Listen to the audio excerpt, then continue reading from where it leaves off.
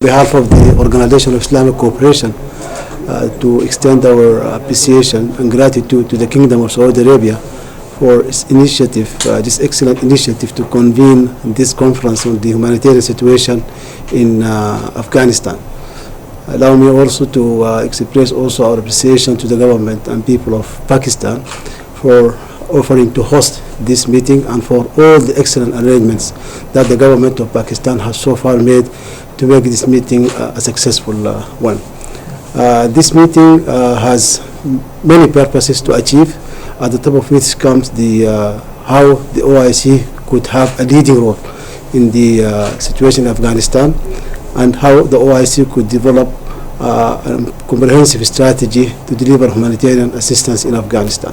So this is the main purpose of this conference, and the conference will adopt a very important comprehensive resolution in this regard.